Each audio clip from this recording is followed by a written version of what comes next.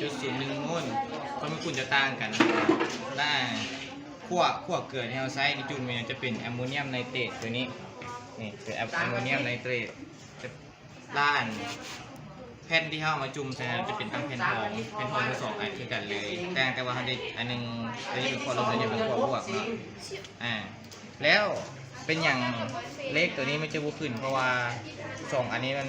ค่าอิสุนเวลามันเท่ากันเนาะเวลาเอามาลบกันนะเนาะในเซลล์ไฟฟ้าเนาะมันจะเท่าศูนย์ตลอดแสดงว่าตัวเข็มนี้จะบวกขึ้นแต่ว่าการถ่ายเทอิเล็กตรอนเนาะตัวแผ่นทองตัวนี้เนี่ยจะมีการจะเป็น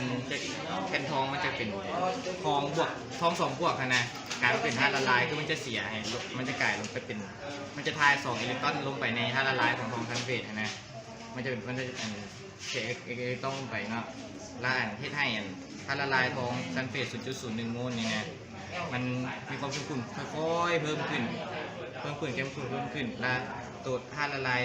ทองซัลเฟต 0.1 โมลต์นี่นะจะค่อยๆลดลงความเข้มข้นหน่อยลงใช่ว่ามันคล้ายๆกับมันดุลเบียงอย่างไรนะเรื่องหนึ่งเลยการมันเจ็บใส่ใหญ่เล็กต้มนะมันเท่ากันอยากให้ตัวเข็นไฟฟ้านั้นมันเล่นในเหตุจังเลยโบเลนเฉพาะเซลล์ความเข้มข้นตัวนี้มันจะโบเลนจะเท่าศูนย์ตัวนี้ตามตัว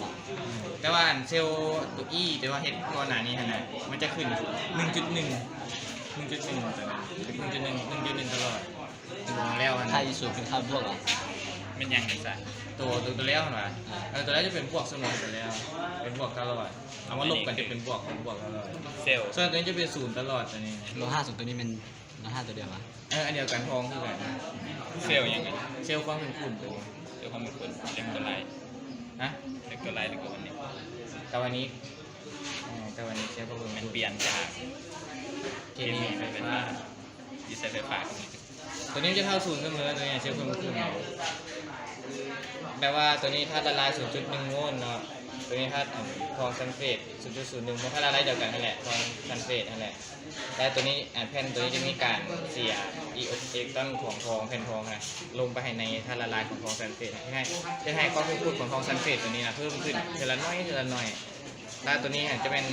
ลดลงทีละน้อยใช่ไหมอิเล็กตรอนมันมาจาก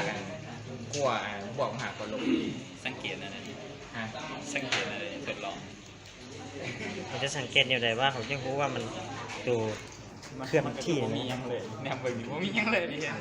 มันจะค่อยเปลี่ยนสีจะมาเท่าตัวนี้พี่แหละแต่ว่ามันจะใช้เวลาโดนตัวได้เปลี่ยนตัวนี้จะเปลี่ยนมาตัวนี้เปลี่ยนตัวนี้มันก็จะลดลงจางลงจนสีมันซ้ำกันหาเบิ้งมืออื่นดิกับหาเบิ้งอื่นก็ได้ไฟใช่อย่างนี้เนาะโอเค